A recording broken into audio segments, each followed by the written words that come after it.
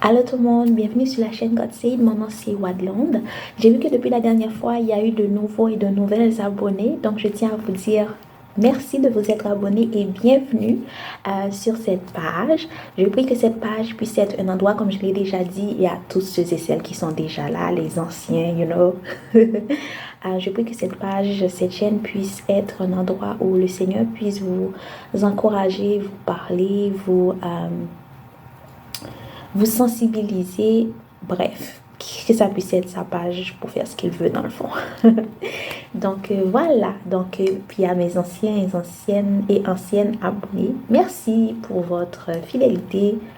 Merci d'être resté, merci pour vos encouragements, vos prières. Voilà, je continue. Continuez à me garder dans vos prières, puis à garder cette chaîne aussi, puis le tout dans vos prières. Voilà, que Dieu en fasse ce qu'il veut. Voilà, donc aujourd'hui, je pense que c'est la première fois que je vais avoir publié 2 vidéos dans un même mois. That's the first one. C'est parce que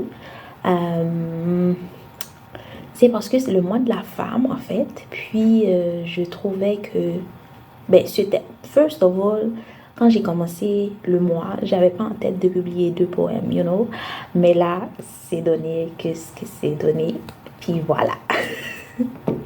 Fait que le poème que je vais vous partager aujourd'hui, ça s'appelle Lève-toi et pars. Et non, ce n'est pas l'histoire d'Élie. Ce n'est pas l'histoire d'Élie. Donc, si vous êtes curieux par le titre ou curieuse, vous voulez savoir ce que c'est, ok, comment dire, donner le punch. Ça parle de Vici. C'est quoi ça? C'est vraiment, ce poème, c'est vraiment, ça s'adresse par rapport à la violence conjugale, justement le mois de la femme. Et je tiens à faire un petit bémol, bémol. Je sais que c'est pas juste les femmes qui en subissent, il y a des hommes aussi. Je le fais au mois de la femme, j'ai conscience que c'est les hommes aussi, mais ça reste que les femmes sont majoritairement celles qui sont victimes de cela, bien que je sais que des hommes aussi en vivent.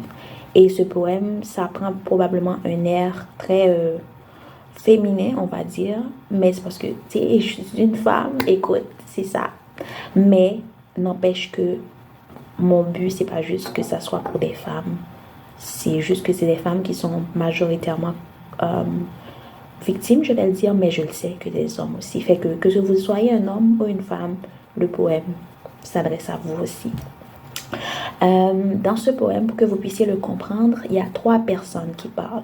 La première personne, c'est l'homme, ou je vais dire l'abuseur, ou l'abuseuse, ou je sais pas si ça. Le deuxième, c'est la victime. Donc, c'est ça.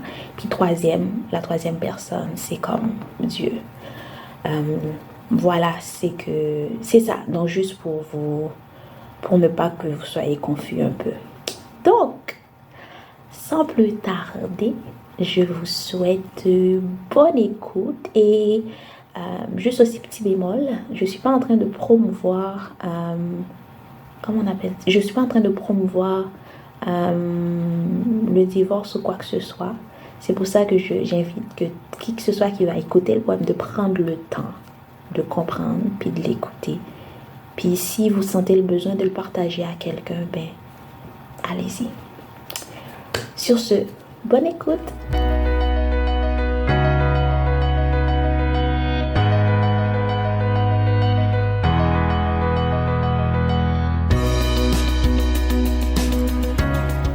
Mes yeux sur elle se sont posés. Une créature merveilleuse, femme talentueuse, que je veux posséder. Elle va pouvoir m'obéir, assouvir à mes désirs. Pour y arriver, je vais tout mettre sur pied, quitte à faire d'elle mon marchepied. Parsemé de passion, d'amour fou. Tout ce que j'aurai à faire de temps en temps, c'est dire I love you. Si elle se désiste, j'aurai à lui rappeler que je suis le seul qui puisse l'aimer. Mon plan à tout coup va marcher parce que j'ai tout un clan et même de hauts dirigeants pour m'épauler.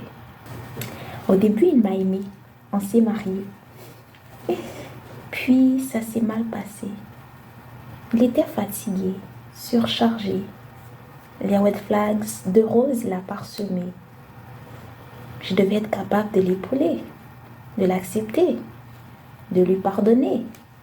Parce que l'amour couvre une multitude de péchés. Pour moi, il l'a fait avec mon passé. C'est venu avec un bleu. Mais je l'ai excusé, je lui ai pardonné.